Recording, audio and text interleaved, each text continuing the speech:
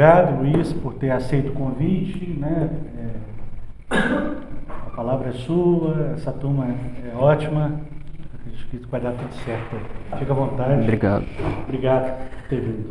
Obrigado, Flávio. Boa noite a todos. Queria começar agradecendo o convite do Flávio. Tudo que ele disse é verdade, eu não vou reiterar aqui, mas eu acho que quando ele fez o convite, eu falei, é um convite recusável, porque eu vou estar falando para os alunos de um amigo, né? Assim, então pensei numa conversa, o Flávio até falou, uma palestra sobre ética, e eu propus uma coisinha um pouco diferente, que seria uma fala, compartilhar um pouco o que eu tenho lido sobre o assunto, e pensei também num texto que fosse mais fácil, mais acessível, né? Depois vou falar sobre a escolha do texto.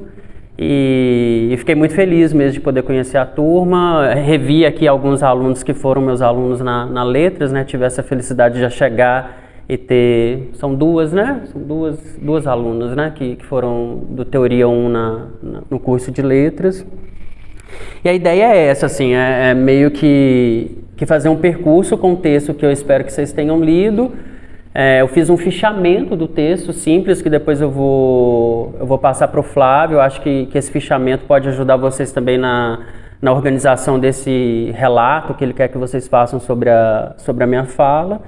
E a partir desse fichamento, desses trechos do texto do Richard Miskolci, tentar disparar algumas inquietações assim, para a gente conversar sobre um assunto que no mínimo muito polêmico, né? Sempre que a gente fala de gênero e sexualidade e educação no país, a gente acho que eu posso começar a fala dessa forma, a gente está num campo minado, num campo de muitas tensões, e tensões que atravessam toda a política brasileira, né? E aí eu queria começar, na verdade, falando dessas tensões que atravessam o campo de gênero, sexualidade e educação no país, me colocando e me implicando nessa fala, assim, fazendo um recuo antes na minha história para depois chegar no texto do Miskolci. Eu acho isso importante. Porque, como o Flávio falou, eu fiz o curso de letras lá em 2000, 2004, depois fiz mestrado e fiz doutorado, e até 2018, exatamente até 2018, a minha implicação com essa questão de gênero, sexualidade, tinha a ver com a minha própria história pessoal, como um homem gay. Não passava disso, eu não estudava, eu nunca parei para dizer assim, eu vou ler um livro sobre gênero e sexualidade. Essas coisas me atravessavam desde a infância, porque isso fazia parte da minha história pessoal e da minha vida, mas eu tinha, na verdade, pouco interesse nisso, ou talvez eu tivesse tão normatizado já, a sociedade já tivesse me normatizado tanto, que eu tinha muito medo de fazer esse enfrentamento com essa teoria, né, que já existia. E eu fui estudar literatura, uma coisa que, como o Flávio falou, que eu amo, estudei muita obra da Clarice, continuo estudando a obra da Clarice, eventualmente faço falas, escrevo coisas sobre a Clarice que não tem a ver com, até a perspectiva que eu li a Clarice não tem a ver com gênero e sexualidade. Poderia ter isso lá também, mas meu estudo não tem nada a ver com isso.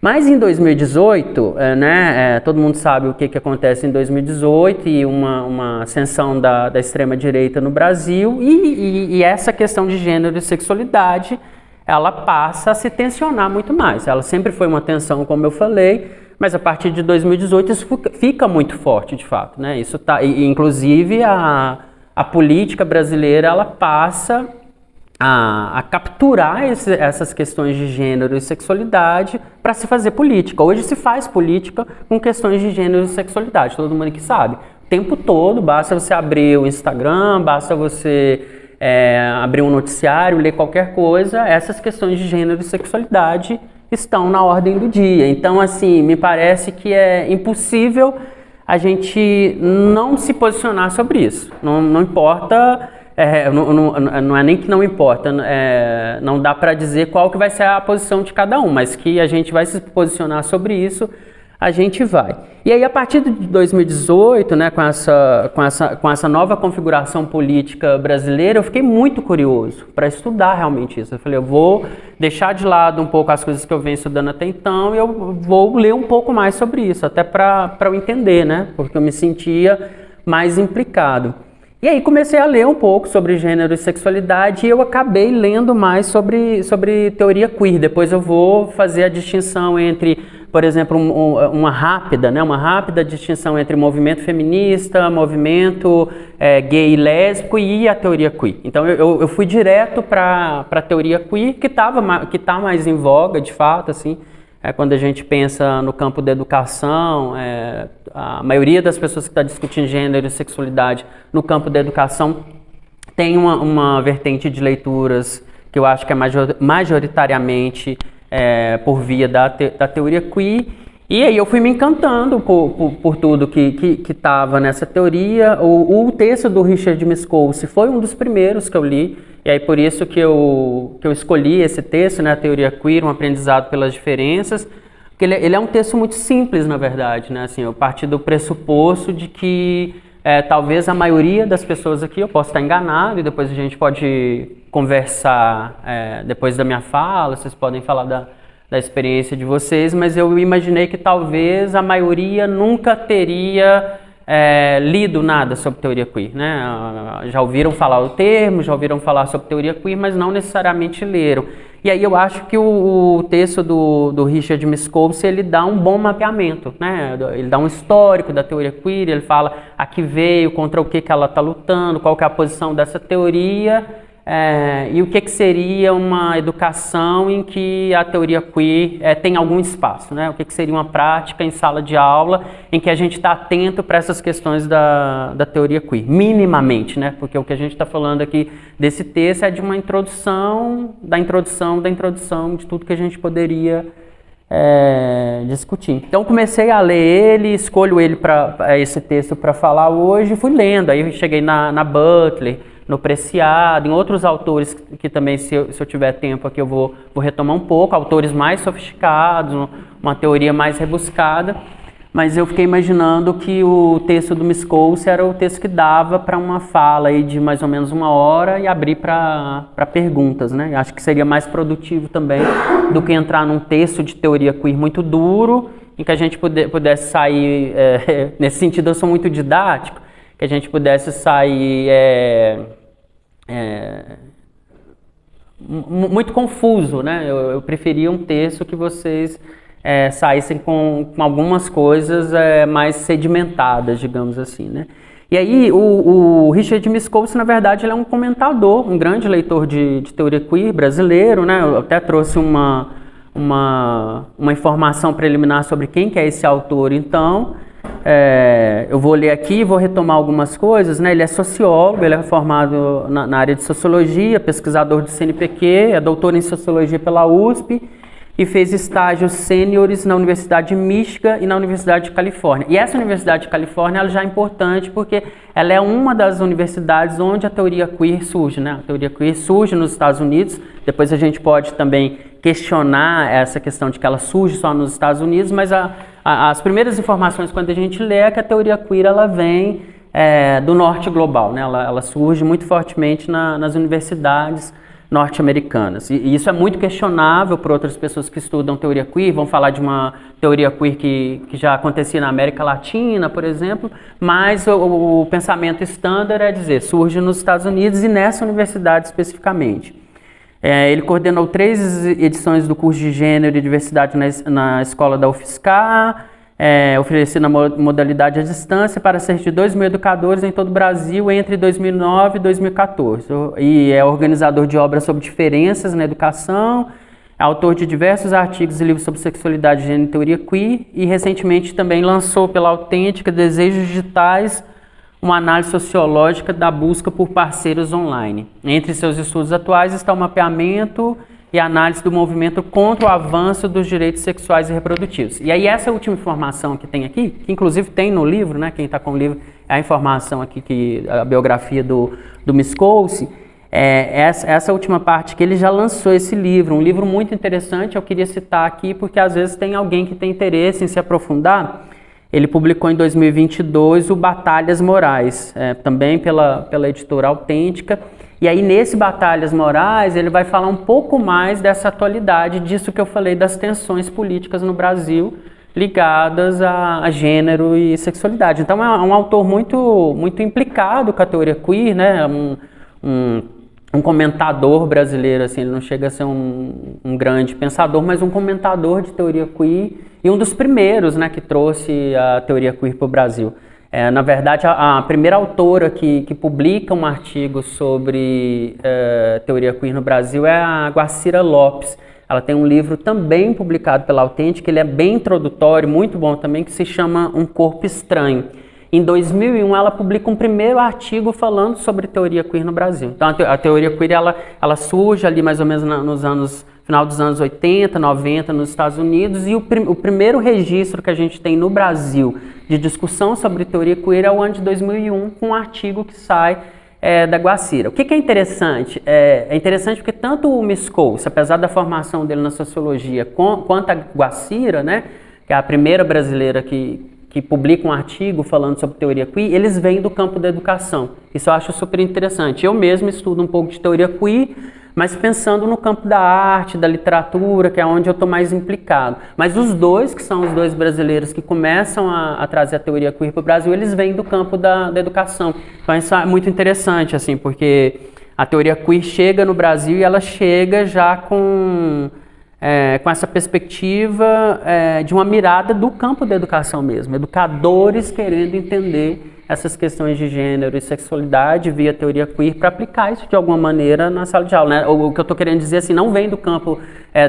não são pessoas do campo da filosofia primeiro que traz isso, não são pessoas da literatura, do cinema, depois vai para todas essas áreas, mas quem traz inicialmente a discussão são pessoas ligadas ao campo da educação. Isso já me parece ser bem interessante.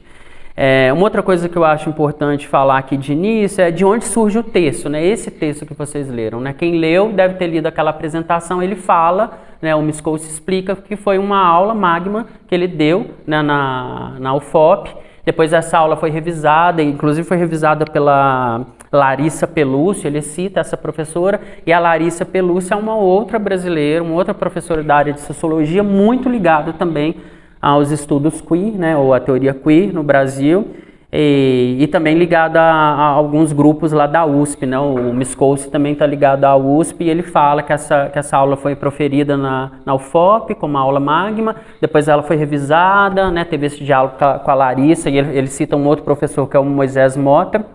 A Larissa é uma professora mais conhecida dentro dessas questões de gênero e sexualidade, e ele fala então isso, assim, né, de onde que vem esse texto. E sobre a estrutura do texto, eu estou sendo bem didático, tá, gente? Eu vou tentar passar bem pelo texto mesmo, assim, depois a gente abre para perguntas. O texto é dividido em 4 partes, né? Uma introdução, vou falar um pouquinho o que ele aponta ali na introdução, depois ele fala das origens históricas da teoria queer, aí eu vou retomar um pouquinho essa coisa que ele fala da historicidade, surgindo lá nos Estados Unidos, como que chega no Brasil, os impactos.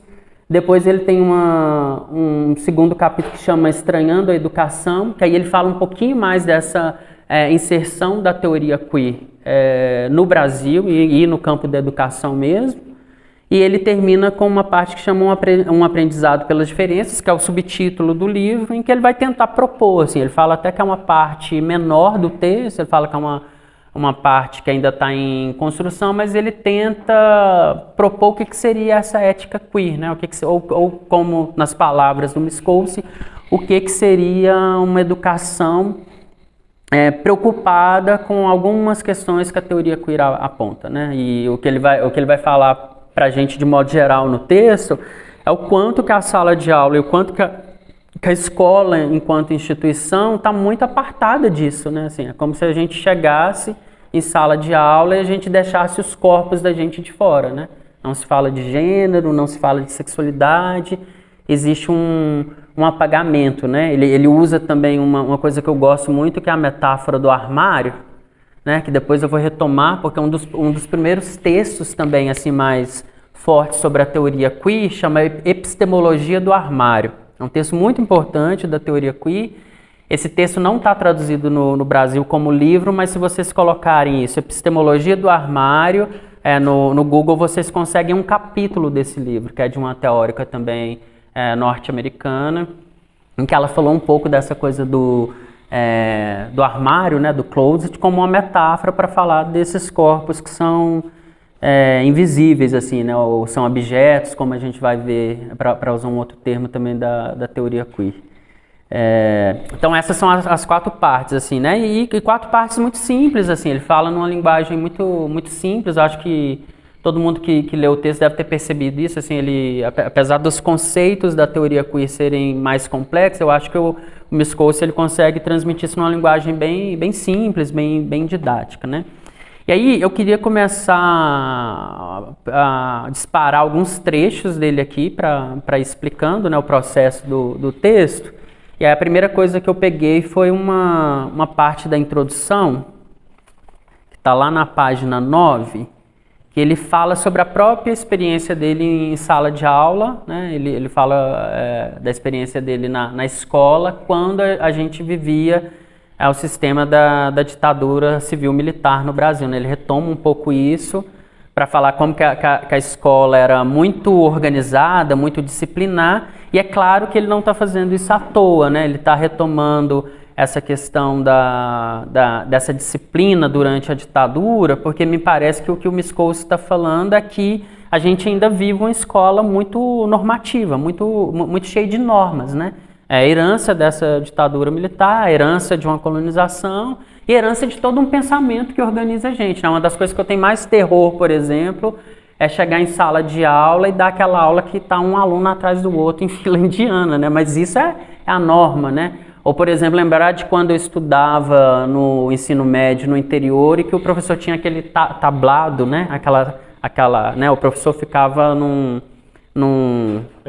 pedestal de forma a dizer assim, olha, eu sou superior e todo mundo aqui tem que me escutar. Então é muito interessante como que o texto é um texto simples, mas ao mesmo tempo é muito interessante como que ele vai construindo sutilezas para falar que o queer, né? É claro que o queer vai questionar a questão de gênero e de sexualidade, mas o queer, para o Miskolc pelo menos, ele é todo questionamento de uma normatividade que é construída socialmente e que a gente tem que questionar.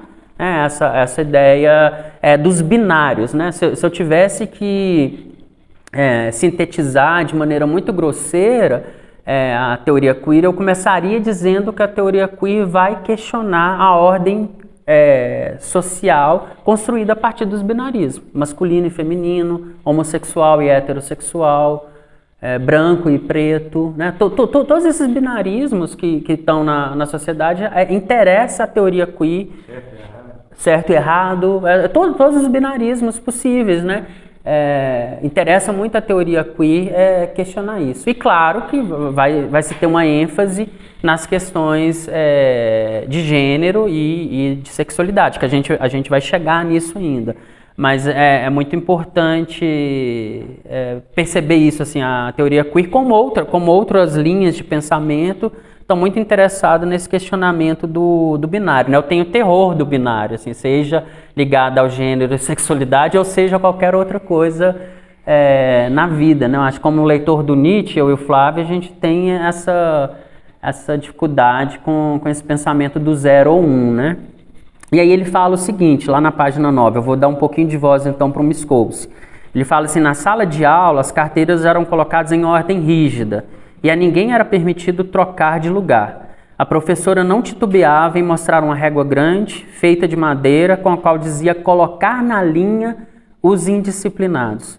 Nunca vi utilizar a tal régua, mas a ameaça de usá-la era suficiente para manter uma sombra temerosa sobre os estudantes, como se uma punição estivesse sempre à espera. Medo que se somava a outros, ainda maiores, como o de se tornar vítima das brincadeiras cruéis dos meninos mais violentos, sempre à espreita para exercitarem sua valentia, quando não havia nenhum funcionário por perto. Especialmente perigosos eram os banheiros, eram o banheiro e a saída, espaços liminares daquela ordem disciplinar baseada na ameaça constante de violência. Então, eu acho a imagem bem interessante, a imagem da própria história dele, né?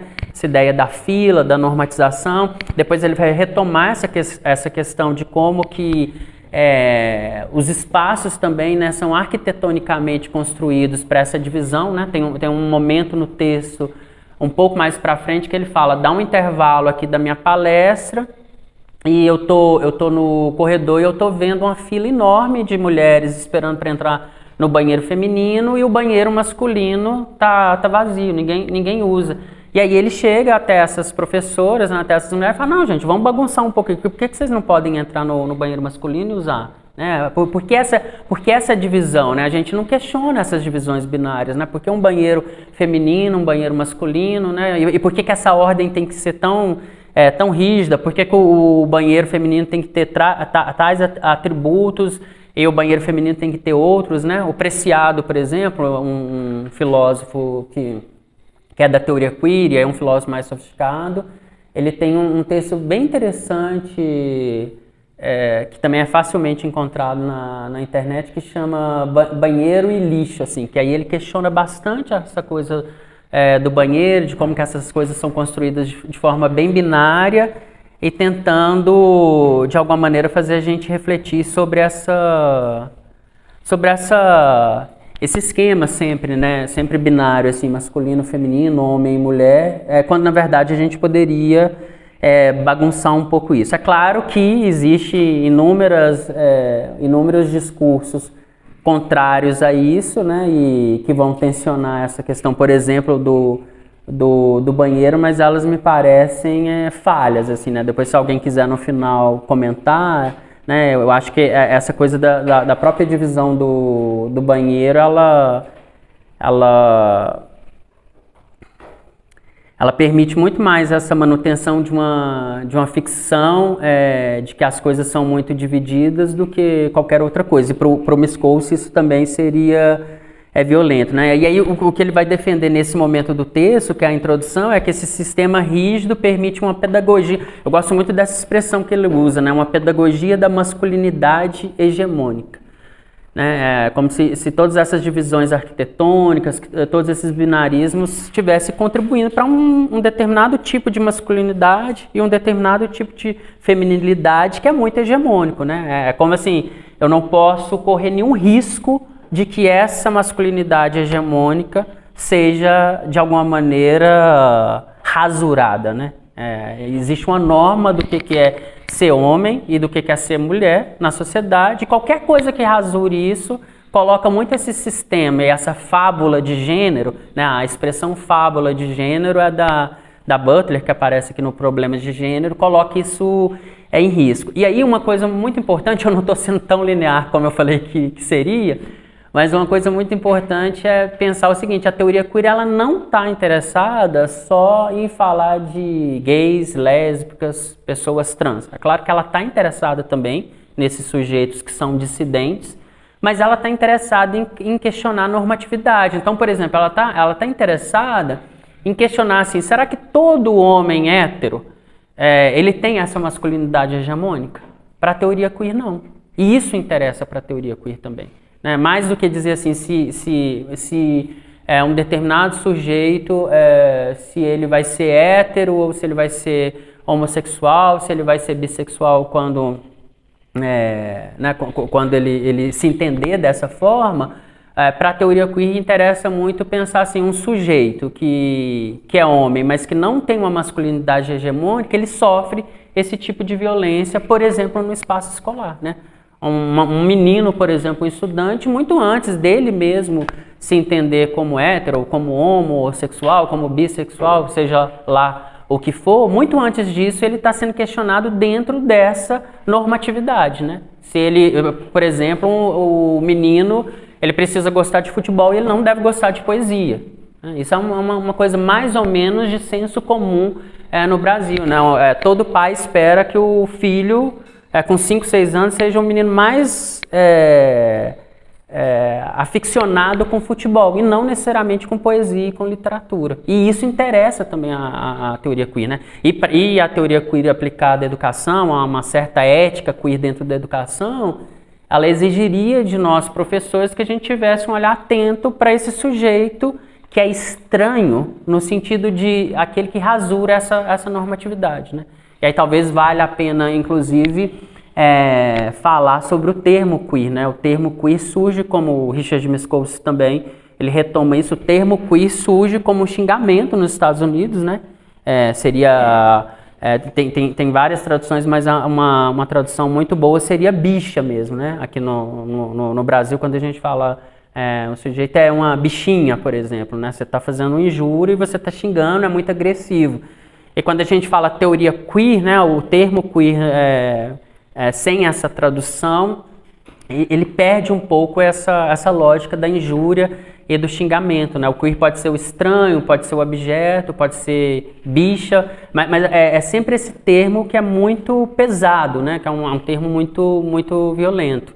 E os teóricos queer, eles pegam esse termo ressignificando ele, né? Usando o termo a partir de uma potência, né? Então, estranho, bicha, torcido, esquisito, seriam termos que a gente poderia traduzir. Inclusive, alguns teóricos queer que estão situados no sul global, aqui no Brasil, eles vão ter muito interesse, inclusive, ao invés de falar teoria queer, eles vão propor, por exemplo, falar teoria viada ou teoria bicha, para ter esse impacto que tem no campo semântico do inglês, né? Assim, porque quando a gente fala, eu estudo teoria queer, parece um negócio super polido, né?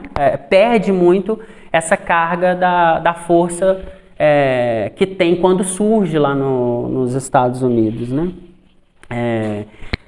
Mas voltando aqui para o texto, eu acho que ele vai questionar isso, né? Essa masculinidade hegemônica, como que essas normatividades são violentas e como que uma educação normalizadora trabalha com esse enquadramento e com identidades fixas. E a teoria queer, ela não quer também trabalhar com uma identidade fixa. Isso é interessante, assim. Não se trata de você falar assim, eu tenho um aluno que é gay, eu tenho uma aluna que é lésbica, eu tenho uma aluna que é trans, por exemplo. Não se trata de sair enquadrando esses sujeitos que estão em sala de aula ou que estão em qualquer espaço, né? Porque o Miskovsky também fala que não tem a ver só com o espaço da sala de aula, tem a ver com o espaço da escola e com o espaço social que a gente habita. A teoria queer está querendo bagunçar essa ideia de normas de que as identidades são fixas. Vejam, é um pouco diferente, né? Porque esses discursos no Brasil eles se misturam muito. Você tem um movimento gay, por exemplo, que é um movimento muito identitário. Ele está querendo afirmar uma identidade gay, identidade lésbica, e está trabalhando com uma identidade que é mais fixa e lutando por direitos dessas identidades. Isso é correto, isso é bom, isso é progressista do meu ponto de vista, mas a teoria queer ela está num passo um pouquinho além, ela está num passo assim, vamos bagunçar um pouco? Não interessa ficar enquadrando as pessoas em caixinhas, mas interessa bagunçar. Isso daqui, por que disseram que isso daqui é coisa de menina e isso daqui é coisa de menino? Por que disseram que isso daqui é coisa rosa e azul, por exemplo? E aí a gente retoma um discurso que há 2, 3 anos atrás estava super em voga no Brasil. Quer dizer, estava lá atrás, estava falando de identidade, de querer determinar que a menina é sempre rosa, que o menino é sempre azul, né? É uma coisa de identidade. A teoria queer não, é de bagunçar. E se ele quiser outra coisa, né? E se ele quiser ser vermelho, ser de outra cor qualquer. É realmente bagunçar esse sistema que coloca as identidades como fixas, né? Assim, é bagunçar um pouco isso, assim. E aí, depois lá na página 20, mas ainda dentro da introdução, ele faz um percurso falando dessa ordem disciplinar que existe na escola, né? Sobretudo em relação a gênero e sexualidade, e ele fala de uma possível proposta queer, né? De enfrentamento dessa ordem disciplinar. E aí o que ele diz? Ele diz assim: de uma forma geral, o queer se associa a um certo movimento contemporâneo na área de educação, né? E claro que não é só na área de educação, ele está pegando aqui a área de educação, mas eu já falei, né, que hoje todas as áreas tem gente interessada no queer. Você vai para o cinema, tem gente interessada na literatura, na sociologia, na filosofia, já está no esporte, exato. Tem vários textos de gente que estuda educação física, por exemplo, numa perspectiva queer, né? Ele fala, um certo movimento contemporâneo na área de educação que busca repensar a sua forma de atuar e o seu papel social. O queer se alinha a uma questão que passou a ocupar a mente de educadores e educadoras. Como transformar a educação escolar, algo que já foi um dos aparatos estatais de controle e disciplinamento das pessoas, em algo mais sintonizado com a sociedade civil, com as demandas de reavaliação não só dos meios de educar, mas também de seus objetivos. Uma questão se desdobra em muitas outras, como a gente vai educar para quê? Qual forma de educar pode transformar as normas e convenções culturais? Flexibilizá-las ao invés de impô-las ferrenhamente e às custas da humilhação de alguns ou do sofrimento de todos e todas, né? Então, o que ele vai falar existe uma ordem muito disciplinar ainda na escola, ligada a gênero e sexualidade. Se eu tenho um mínimo de uma ética queer quando eu entro dentro de uma escola ou de uma sala de aula, eu vou tentar bagunçar isso de alguma forma, né? Então, ele faz ainda na introdução, aqui ele está bem na introdução mesmo, né? É bem simples a fala dele, mas ele faz um contraponto a essa ordem disciplinar, né? Que normatiza tudo, que coloca tudo nos quadradinhos, né? Tudo tem nome, tudo tem identidade fixa e fala, olha, a teoria queer, ela surge como uma perspectiva ética que vai bagunçar tudo isso, tudo que é fixo, até chegar também em questões de gênero e sexualidade, que parece ser a grande zona nevrálgica, né, do Brasil, porque na escola tudo pode até se tocar em gênero e sexualidade, né? Essa é uma das grandes tensões assim, que me parece, das dificuldades, assim, né? Mas que eu acho que, sobretudo por isso, a gente precisa pensar, né? Assim, tudo é permitido na escola, menos tocar nessas questões de gênero e sexualidade, né? Ele vai insistir muito nisso, né? A gente prefere ver aquele sujeito que é estranho, que é abjeto, quieto ali, jogado no canto da sala de aula. Ele termina o texto falando muito disso, desse corpo, né? O título do livro da Guacira é Um Corpo Estranho. Esse corpo que é abjeto, que é estranho, que está completamente fora das normas construídas socialmente, a gente prefere fingir que ele não está ali. Prefere deixar ele dentro do armário do que trazer ele à tona para a gente conversar também e para, de alguma maneira, ele modificar a gente também, né? Esse é um pouco da introdução, assim, depois, se vocês quiserem, a gente pode voltar. Eu vou avançar um pouquinho. A primeira parte, então, chama Origens Históricas da Teoria Queer. E aí eu separei 3 trechos que me parecem mais importantes. Assim, eu não vou conseguir fazer tudo que ele faz no texto, que é estabelecer isso, onde que surge, né, os principais textos, mas se vocês voltarem no texto tem tudo isso, onde surge, os anos, quais são as principais publicações. Ele cita, por exemplo, a Butler, ele cita essa epistemologia do armário, ele vai citando textos e vai falando como que surgiu. Mas 3 trechos dessa primeira parte, que ele está falando da história da teoria queer, me interessa. A primeira está na página 22, quando ele fala assim, aí depois eu vou retomar porque que me interessa esse trecho especificamente. Ele fala assim, de forma geral, esses movimentos afirmavam que o privado era político. Ele está se referindo ao movimento feminista, ao movimento negro e ao movimento de gays e lésbicas, tá? Porque eu fiz um corte aqui, mas quando ele fala esses movimentos, ele está falando desses 3 movimentos, feminista, movimento negro e movimento de gays e lésbicas, que precedem o movimento queer. O movimento queer vem disso, vem desses 3 movimentos. Aí ele fala, de forma geral, esses movimentos afirmam que o privado era político e que a desigualdade ia além do econômico. Alguns mais ousados e de forma vanguardista também começaram a apontar que o corpo, o desejo e a sexualidade, tópicos antes ignorados, eram alvo e veículo pelo qual se expressavam relações de poder. A luta feminista pela contracepção, sobre o controle das próprias mulheres, do negros contra os saberes e práticas racializadores e dos homossexuais contra o aparato médico-legal, que os classificava como um perigo social e psiquiátrico, tinham em comum demandas que colocavam em xeque padrões morais. Assim, em termos políticos, o queer começa a surgir nesse espírito iconoclasta de alguns membros dos movimentos sociais, expresso na luta por desvincular a sexualidade da reprodução, ressaltando a importância do prazer e a ampliação das possibilidades relacionais. Por que esse trecho dele é importante?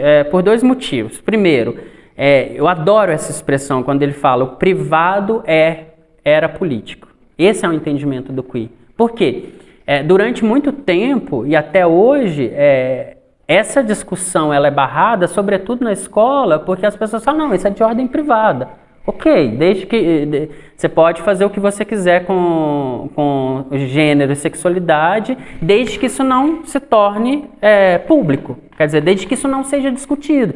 Não sei se vocês lembram, mas um dos políticos importantes do país, uma das falas dele foi essa no Brasil. Assim, não importa se você é gay ou não, o que você vai fazer lá na sua casa, entre quatro paredes, pouco me importa, mas isso não vai para a escola. E isso é muito forte. De novo você falar assim, você fingir que não se importa com essa discussão, mas se importa no sentido, ela tem que ficar no privado, ela tem que ficar dentro do armário, ela não pode se tornar pública. Né? Ela não pode ser um assunto, por exemplo, de escola, discutir gênero, sexualidade, ou levantar qualquer questionamento dessa ordem. Né? E segundo, esse trecho também é importante porque como ele está falando da origem da teoria queer, né? E do movimento queer, ele fala o seguinte, a teoria queer ela não seria possível sem o movimento feminista dos anos 60, depois ele ainda vai até falar de um outro movimento feminista dentro do próprio movimento feminista, né? Porque o movimento feminista ele começa muito padrão, muito branco, e aí você tem uma tensão dentro do próprio movimento feminista, que é o que? As feministas norte-americanas negras. Elas começam a falar, olha, esse feminismo, ele não representa a gente. Ele está falando de mulheres só brancas.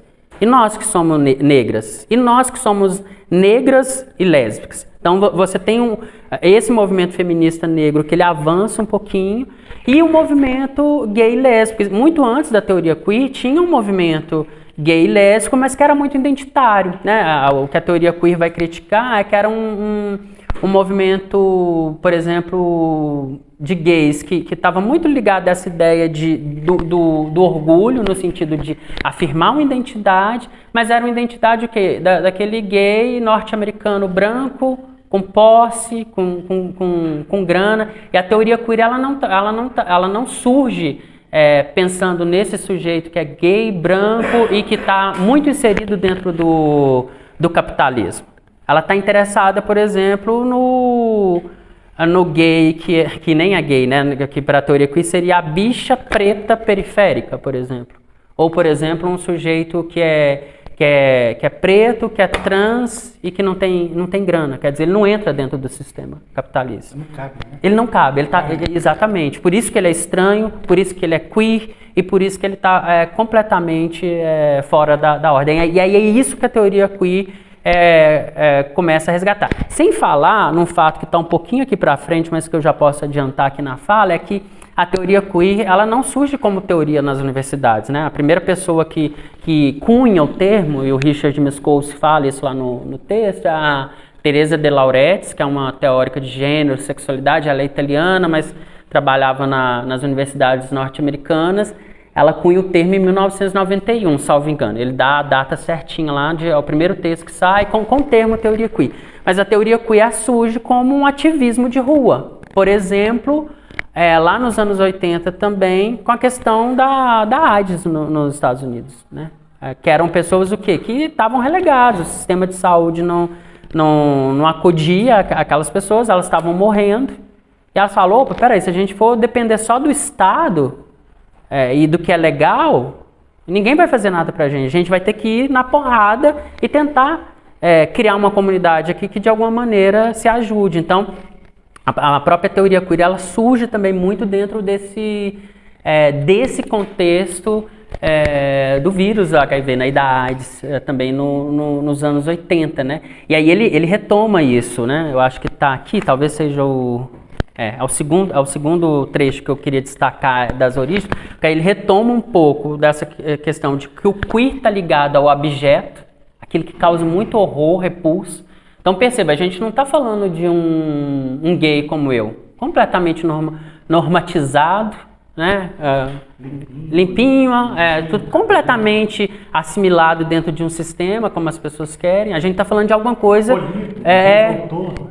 Não é disso, né? A teoria queer surge interessada nesse sujeito que causaria abjeção. Eu acho assim, num nível de preconceito muito alto, eu posso ser abjeto para algumas pessoas, mas aí a gente estaria falando da exceção, né? De forma geral, socialmente falando, eu andando pela rua, eu não sou esse sujeito abjeto que a teoria queer está interessada. E aí é muito importante a gente entender isso. Aí o que ele fala? Ele fala lá na página 24, avançando um pouquinho. Ele diz assim: alguém atento percebe como a problemática queer não é exatamente a da homossexualidade, mas a da abjeção.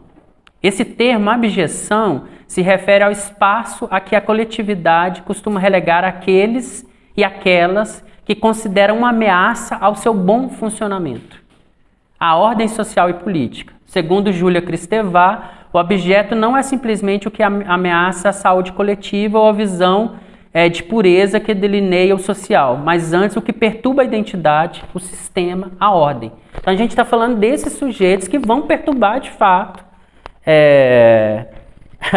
a identidade, o sistema e a ordem. Então, por exemplo, se eu tivesse chegado aqui de barba e vestindo um vestido, com certeza eu já teria perturbado bem mais a ordem do que chegar aqui com a camisa social de botão, abotoada até, né? Só faltou uma gravata. O exemplo é meio corriqueiro, mas eu acho que dá uma visão muito simples e bem sedimentada do que a gente está discutindo, né?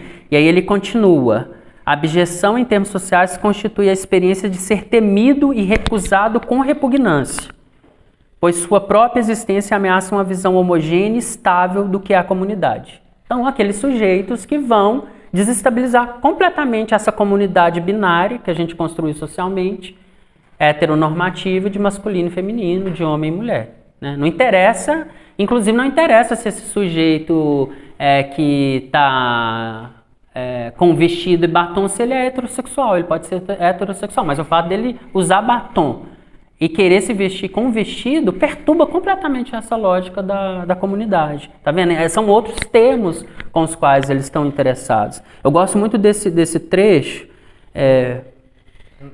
Eu fico empolgado.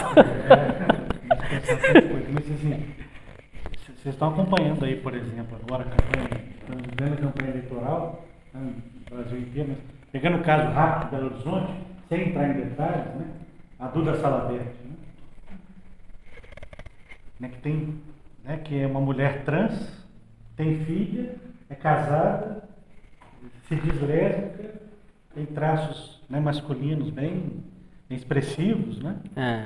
Tem menos passabilidade, né? Na teoria queer a gente falaria disso, de uma mulher trans com passabilidade. E a candidata parece que na pesquisa que foi feita, parece que tem a maior rejeição, né, entre o público mineiro, a família tradicional, família mineira, possivelmente por isso também, né? Sim. Uma mulher trans que quer ser prefeita? Como assim?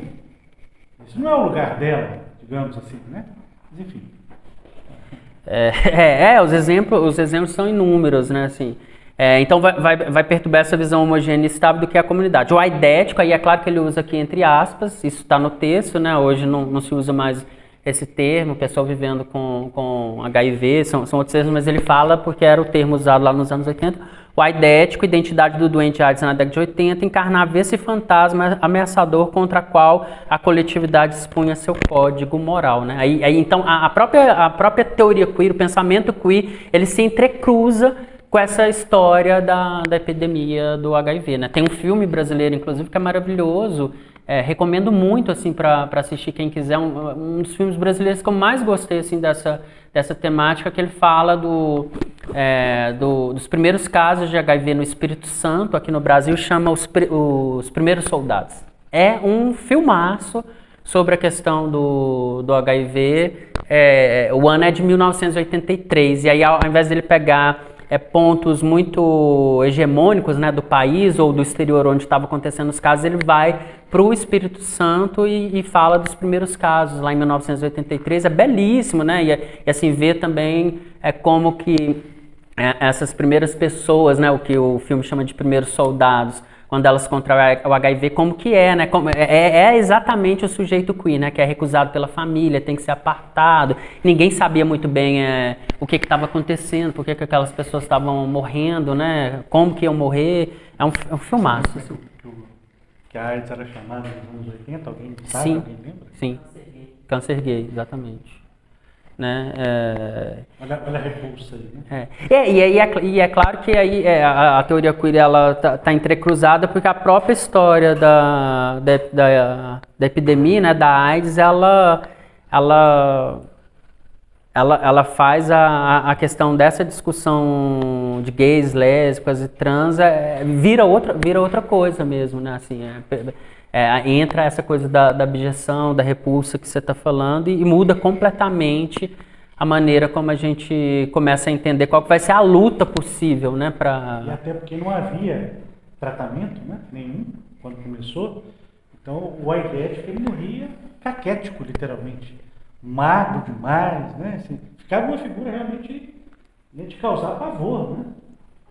Para dar dois exemplos rápidos aí que todo mundo conhece, né? Cazuza, né? E o Fred Mercury, né? Assim, só precisa lembrar, né? Sim, e inclusive muitos estudiosos pegam muito aquela imagem que, salvo engano, saiu na Veja do Cazuza, né? Assim, que foi muito cruel a forma como a revista expõe a imagem dele, né? Vocês devem... assim, né? E claro que todas essas imagens também serviam para um discurso muito conservador que queria, inclusive, culpabilizar, dizer que era punição para os homossexuais e tudo aquilo que a gente já sabe, né? E um último trecho ainda, eu acho que esse trecho aqui da 24, ele é importante porque aí ele faz esse entrecruzamento, como que a teoria queer está ligada à questão da AIDS também nos anos 80, né? E um último trecho dessa parte, que é a primeira parte do livro, que está lá na 34, ele fala assim, as pessoas aprendem sobre sexualidade ouvindo injúrias com relação a si próprias ou com relação aos outros. Na escola, quer você seja a pessoa que sofre a injúria, é xingada, é humilhada, quer seja o que ouve ou vê alguém ser maltratado dessa forma, é nessa situação da vergonha que descobre o que é a sexualidade. É claro que dessa forma isso se transforma em um trauma, e tudo é pior para quem é humilhado e maltratado, mas também não é agradável alguém que, mesmo não sendo xingado, descobre que seu colega está sendo humilhado e maltratado por causa disso. É assim que as normas se fazem valer. Isso entra naquilo que a gente falava há pouco, né, Flávio? O Flávio vinha conversando comigo e ele falava assim, como que essa coisa da masculinidade e da feminilidade é difícil, né? Assim, eu repito aquilo que eu falei para vocês, um menino que vê um outro colega sendo humilhado e xingado, ele fica muito temeroso da própria masculinidade dele. Ele poderia estar muito mais dentro de um padrão normativo, mas ainda assim ele tem que... o que o Miskovsky está falando é como que a gente precisa o tempo todo ficar se policiando, né?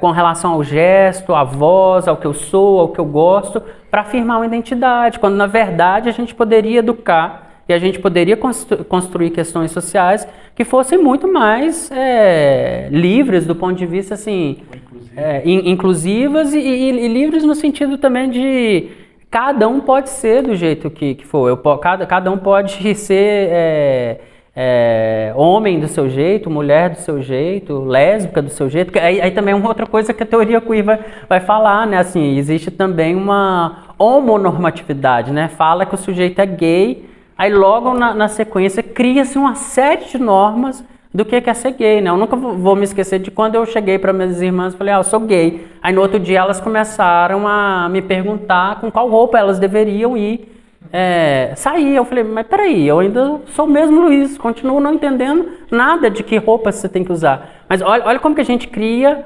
certas normas. Não, ele é gay, logo ele entende qual que é a roupa que eu devo usar, logo ele entende de moda. Quem é que criou isso, que o gay tem que entender de moda e que o hétero tem que gostar de futebol? Isso não existe e continua não existindo. Tem uma série de coisas que vão falar que seria dentro dessa caixinha do que é ser gay. Se fosse qual livro que você deveria ler? Se fosse qual livro que eu devo ler, seria alguma coisa do Luiz, assim, que eu poderia indicar. Eu continuava, achava muito engraçado. E eu lembro que meu pai, na época, meu pai ainda não tinha sido informado da situação oficialmente. Meu pai olhou e ele não entendeu nada. Só que ele achou muito estranho, que ele falou assim, gente, o que mudou? E ele ficou meio irritado também. Ele falou assim, por que vocês estão perguntando isso pra ele? Né? Porque aí tinha alguma coisa ali, uma regra entre a gente que elas já sabiam, ele é gay, logo elas já tinham que me colocar todo um enquadramento que elas não poderiam me colocar enquanto estava dito, não, ele é hétero. Você saiu do armário e elas quiseram te colocar dentro do guarda-roupa. Exatamente. E isso é muito interessante, para a gente pensar como que a gente cria essas normas o tempo todo, né? E como que a teoria queer tá ensinando para a gente, ou provocando a gente a sair dessas questões, né? Assim, porque é sempre essa afirmação da identidade, né? Assim, agora para eu afirmar que eu sou gay, eu preciso conhecer todas as divas pop. Eu preciso conhecer... Não conheço as divas pop, não conheço de roupa... Oi? Tem que assistir o RuPaul. Tá vendo? É esses enquadramentos. Parece muito engraçado, mas é tão corriqueiro, mas demonstra muito do que a gente está falando. De uma violência de que você precisa estar adequado a uma norma de uma identidade. Mas peraí, você não gosta de diva? Peraí, você não assiste RuPaul? Não, então você não é gay. Né? É o mesmo que a gente faz com um sujeito que é hétero. Peraí, mas você não faz isso, você não gosta de futebol, você gosta disso, logo você não é hétero. Isso tudo é muito violento, né? Aqui a gente tá rindo, e é pra rir mesmo, eu acho que é importante também o riso, mas isso é muito violento, né, para determinados corpos. A gente ri pra dar conta da violência. Claro, também. E aí ele entra no... Flávio, me fala até que horas que eu posso falar. Ele entra na segunda parte do texto. Eu queria... É só duas partes que eu quero ler aqui dessa segunda parte, que chama Estranhando a Educação. Que ele ainda fala dessa coisa do bullying na escola. Ele fala assim, lá na 42. Hoje em dia a gente acabou criando um nome para o caráter violento da socialização escolar, bullying. Alguns imaginam se tratar de um fenômeno novo, mas no fundo o assédio moral sempre foi parte do processo educacional. O bullying não foi inventado nos últimos anos. O que mudou foi nossa sensibilidade com relação às formas de violência que ele expressa. A escola era partícipe do assédio moral de tal forma que normalmente a educação era bullying. Você entrava e se enquadrava. Havia um currículo, eu gosto muito disso aqui, eu acho que é uma parte poderosa do texto dele. Havia um currículo oculto, um processo não dito, não explicitado, não colocado nos textos, mas que estava na própria estrutura do aprendizado, nas relações interpessoais, até na própria estrutura arquitetônica, que continua a ser normalizadora. Eu vou ter que dar um exemplo da minha vida escolar aqui. Como eu falei, eu estou tão implicado nisso daqui que eu estou falando. Quando eu tinha 6 anos, eu estava no pré-escolar no interior, e isso era 80 e... Com 6 eu estava 82 mais 6, 88, 1988. 1988, eu com 6 anos, eu estudava num pré-escolar, e a minha professora do pré-escolar, ela levava o filho de 13 anos, e esse filho de 13 anos, ele convivia com cerca de 20 alunos em idade de 5 e 6 anos. E todos os dias que eu estudei durante esse ano letivo no pré-escolar de 1988, essa professora fazia a chamada, e a chamada era assim, eu vou contar quantas meninas tem e quantos meninos tem. Era assim que era a chamada. Então ela falava, tem 1, 2, 3, 4, 5, 6, 7, 8, 9 meninas. E aí o menino, que se chamava Érico, eu nunca esqueci o nome dele, ele gritava, 10 com o Luiz. Ele berrava na escola, 10 com o Luiz. A mim. Então ele me colocava como uma menina na contagem. Essa professora não dizia nada e eu queria morrer. Eu queria entrar dentro de um buraco, e até que teve um dia, eu tive várias violências desse menino durante todo esse ano letivo, até que um dia eu não consegui E eu fugi do pré-escolar, ele ficava 2 quarteirões da minha casa, mas eu cheguei em casa e eu não conseguia falar para minha mãe.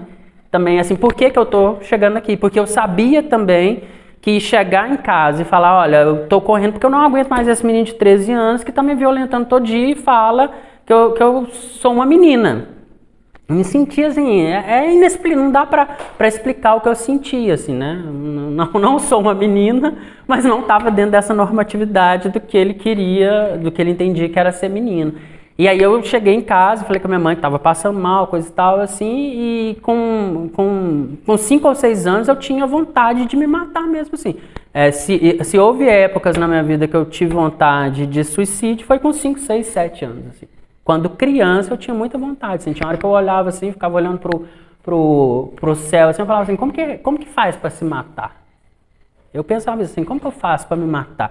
E aí eu lembrava da minha mãe, falava, não, mas se eu me matar, minha mãe não vai... Mas eu não sabia muito bem como me matar, mas eu queria me matar, porque assim, era insuportável essa violência de... A pulsão de morte do Freud. Assim, de lidar com aquilo, assim, não sabia como lidar com aquilo, e a única coisa que eu queria é que o menino me deixasse em paz, assim, ó, eu sou menino do meu jeito, eu tô aqui de boa, fica aí na sua, né, mas é muito interessante também, assim, só para não ficar muito pesado a fala, é muito interessante, assim, quando eu fiz a análise também, foi muito interessante pensar que o lugar que eu mais fui violentado foi a escola, e como que eu reescrevo essa história me tornando professor também. É muito interessante, né? Hoje, enquanto eu subia aqui as escadas, eu falei, nossa, eu vou falar disso, e, né? É como que eu também volto para um lugar que foi o lugar onde eu mais sofri violência, não tenho dúvida de que a escola foi o lugar que eu mais sofri violência, e como que eu volto reescrevendo a história. Né? Por exemplo, falar para mim é muito difícil. Porque assim que eu abri a boca, sobretudo na infância, né, era o viadinho, a bichinha. Então, assim, imagina o que é ser professor para uma pessoa que cresceu, que sempre que abria a boca para falar, a voz era tida como uma voz que não poderia existir. Né? Então, mas é só para falar que há outras formas também da gente reescrever a história, né? Assim, o Freud fala disso, né? Que no trauma você vai repetindo, às vezes você não consegue lembrar, mas você repete, né? E você pode ir repetindo, mudando, né? Hoje entrar em eu acho que cada vez que eu entro em sala de aula, cada vez que eu falo, né? E que eu ocupo esse espaço de me fazer ser ouvido, e num momento de respeito, de atenção, eu reescrevo essa história que era muito triste, né? E que eu acho que ela é muito alegre, assim, né? No sentido de ter essa capacidade e essa possibilidade também, né? Alguma sorte, eu acho que há tantos elementos envolvidos aí de poder reescrever essa história, assim, né? E falo um pouco dessa experiência de bullying que eu sofri, porque eu acho que não tem como falar disso, né? Se eu estivesse falando de literatura, mas falar disso sem me colocar, né? Porque tem uma história aí por trás também. Vou ler só mais 2 trechos, aí eu posso encerrar para a gente conversar um pouquinho. Como eu falei, eu não queria também explicar todo o texto está lá. Depois eu vou só falar de alguns livros aqui que também vocês podem ler se vocês quiserem se aprofundar. Tem um trecho nesse último capítulo, nesse segundo capítulo também que eu gosto muito, que está na 52, que ele fala assim, no mesmo ano, Homi Bhabha publicou um artigo intitulado A Outra Questão, no qual coloca em xeque a ideia de diversidade. Esse trecho que é importante, que eu vou fazer uma distinção entre diversidade e diferença que ele faz lá. Porque as pessoas não estão demandando tolerância, mas sem reconhecimento. Passa pela transformação da cultura hegemônica. Ou seja, não adianta dizer, vivemos numa sociedade universalista, a cultura é para todos, pois aí tem espaço para cada um, desde que a cultura continue sendo o que ela é. A proposta dos pós-coloniais, dos queer, em suma, dos saberes subalternos, é de uma política da diferença. Ele insiste muito nisso. Eu vou até parar o trecho por aqui, esse trecho depois vai para vocês, porque é isso daqui que eu quero, isso é o centro. Ele insiste muito, já no título do livro dele, que ele fala assim, às vezes a gente fala muito de diversidade, fala de diversidade na escola, isso é importante. Tem vários slogans da política brasileira que tem a ver com diversidade, tem boas intenções aí, mas ele faz uma distinção que eu acho bem curiosa, que ele fala assim que a diversidade é cada um no seu quadrado. Repito, por exemplo, não tem problema o Luiz ser gay, mas ele não precisa trazer isso para a sala de aula, ele não precisa falar disso. Quer dizer, o privado tem que ser privado, cada um no seu quadrado. A teoria queer, ela não quer isso, nesse sentido ela é mais da porrada. A teoria queer ela é muito violenta nesse sentido, assim, Se vocês forem ler as publicações, inclusive, às vezes a própria linguagem, né? Você tem um teórico que é espanhol, que eu adoro, que chama Paco Vidarte. Ele escreveu um livro que chama Ética Bicha, e bicha com X. E ele fala, a gente precisa, às vezes, ir pra porrada também, né? E aí a teoria queer vai falar da diferença. E o que o Miscouce fala? O Miscouce fala, a diferença não é cada um no seu quadrado. A diferença é você me ouvir e ser afetado por mim de fato, você ser contaminado. Então a lógica do queer é essa. Da diversidade, a gente está num lugar diverso, a gente fala isso o tempo todo, né?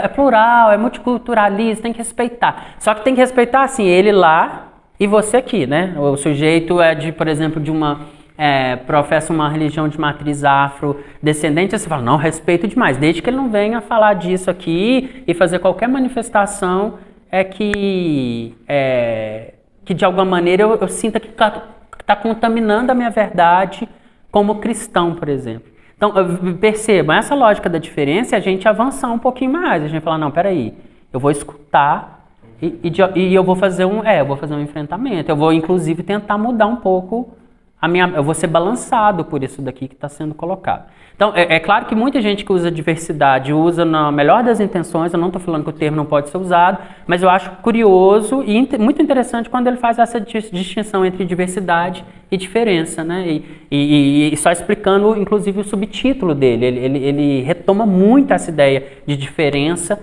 durante todo o texto. E depois eu queria só terminar com a citação do último capítulo. Eu vou pular um aqui que vai para vocês, que ele está falando do desafio da educação, e vou ler só o último que está na 68. Ele fala assim, a gente hoje em dia pode questionar o que existe, estranhar o que nos propõe. Talvez se aprendemos a encarar nossos fantasmas naquele estudante esquecido ou acuado num canto da sala, feito um corpo estranho, motivo de chacota, piadas, risinhos, e fora da sala, de empurrões, xingamentos e outras violências. Por que ele ou ela está ali nesse local do incômodo? Do que precisa ser exorcizado pela indiferença ou pela estigmatização? Senão porque a sociedade teme algo nele e nela. Isso exige exorcizar não esse corpo estranho na sala de aula, mas o medo que constrói a gramática educativa atual, ainda voltada para guardar esqueletos no armário. Acho muito interessante, aí eu queria só retomar essa imagem que é da minha infância, né? Como que o menino me violentava e eu ficava, com 5 ou 6 anos, eu ficava muito chocado com aquela mãe, professora, que não fazia nada. Eu ficava assim, gente, mas ela não vai falar nada. Eu entendi, assim, por mais que eu fale assim, ele tá me achando estranho, eu falo assim, não, gente, mas é muito mais estranho esse menino me violentar todo dia e ter um adulto que não faz absolutamente nada para mim. E aí, lendo a teoria queer anos depois, eu falei, poxa, tá explicado, né? 1988, 3 anos depois do fim da ditadura militar, tudo que essa mulher ia fazer era simplesmente fingir o que não estava acontecendo ali, porque não havia espaço, pelo menos para essa professora conservadora, vinda ali de um regime militar, 3 anos depois de 85, não, estou falando de 88, de alguma maneira falar, deixa ele tá ali, deixa ele quieto, né? Não tem nada de errado aqui com o aluno, com o Luiz, você que está errado, né? E levar o filho para a escola, quer dizer, era tanto erro ali, né? E eu a sorte de pegar tudo isso, né? Que ela preferia colocar esse esqueleto dentro do armário, né? Não se falava simplesmente, né? E eu acho que toda a minha vida como estudante foi isso, assim, e essas questões não se falavam, assim, né? Eu lembro também na terceira série, o meu apelido era Luiz Bicha. Olha que doido. Luiz Bicha. E com 9 anos. Outros Luiz lá. E eu era o Luiz Bicha. E aí, quando isso foi solto para uma orientadora da escola, a orientadora me chamou para uma entrevista. E na entrevista ela fez o que o Miscouce fala que a gente não pode fazer, né? Ela culpabilizava a vítima. Ela começou a fazer um interrogatório que eu também queria assumir. Eu falei assim, eu não quero responder nada disso, mas ela perguntava reiteradamente, por que eles te chamam de Luiz Bicha? Você tem curiosidade para saber? É a sua voz? É o seu gesto? Ela começou um processo de me interrogar e me violentar no sentido de que eu tinha que dar conta de onde dentro dessa normatividade que eu estava escapando para eu consertar isso. Quer dizer, em um momento ela pensou assim, eu vou conversar com esses alunos, eles não podem fazer bullying com o Luiz. Não. Por que eles fazem isso com você? Onde que você... Era quase assim, onde você está errando? Isso para um menino de 9 anos. Eu vim para cá pensando nessa fala como seria, eu falei assim, eu quero tentar ser o menos pessoal possível, mas é muito difícil ler o texto do Miskolci e não ser pessoal, porque assim, né, o texto, as coisas que ele fala, na verdade eu vivi. E, inclusive no final ele encerra falando da guerra contra o menino afeminado, e aí no anexo do livro aqui você tem esse texto, que é um texto poderosíssimo. Eu adoro esse texto que é de um sociólogo, acho que ele é colombiano, que é o Giancarlo Cornejo, né? Ele coloca como anexo, depois quem tiver interesse leia também ué, não tem nessa edição não? Tem que essa edição, a minha edição, obrigado. Ele está em anexo, ele deve ser 5 páginas, ele está na internet também, você colocar lá, guerra declarada contra o menino afeminado, que aí ele fala disso, né? O Giancarlo fala que o menino afeminado é culpabilizado e a mãe desse menino afeminado é culpabilizada.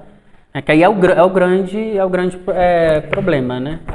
Enfim, gente, eu não sei se eu, de alguma maneira, deixei o texto do Miskolci mais palatável, mas eu tentei fazer da melhor forma possível. É só uma conversa preliminar e eu trouxe aqui só alguns livros para mostrar para quem quiser se aprofundar. O Problemas de Gênero, que talvez seja o grande clássico da Judith Butler sobre teoria queer, né? É um livro bem interessante para quem quer... É considerado um dos primeiros percussores também da teoria queer. Esse da Luísa Amaral, que saiu por aqui, acho que ano passado, por uma ética queer. Ele é bem interessante também, que ele é como o do Miskolci, ele é bem introdutório, mas é um pouco mais profundo, numa linguagem um pouco mais profunda, ela faz uma coisa introdutória também. E esse do Rafael Leopoldo, publicado pela editora Devires, que se chama Cartografia do Pensamento Queer. Aí aqui ele fala de todos os percussores, os pensadores, os livros importantes, onde que cada um deslocou para a gente pensar um pouco nessa teoria queer. Isso daqui é um que eu estou lendo também, que é de um escritor, mas não necessariamente para mostrar. Falei bem mais do que estava previsto, Flávio, são 8h40, mas é isso, espero que de alguma maneira tenha ajudado vocês aí para ler o texto do Miskolci. Eu vou mandar esse fichamento que eu fiz, o Flávio disponibiliza para vocês. Nele tem o meu e-mail, se vocês quiserem conversar mais, eu estou disponível por e-mail, posso dar referências bibliográficas, né? É isso, fiquei muito feliz de poder falar, e falar foi catártico para mim também, de alguma maneira. Foi a primeira vez que eu falei, falando sobre teoria queer, foi a primeira vez que eu falei dessas lembranças de infância, assim, né? Porque eu sempre estou falando no campo da literatura, lendo algum escritor, e como eu ia falar hoje de maneira mais solta e ligada ao campo da educação, não tinha como não lembrar dessas imagens que, repito, né, são muito violentas, mas hoje eu consigo reescrevê-las, assim, isso é muito legal. Obrigado pela oportunidade.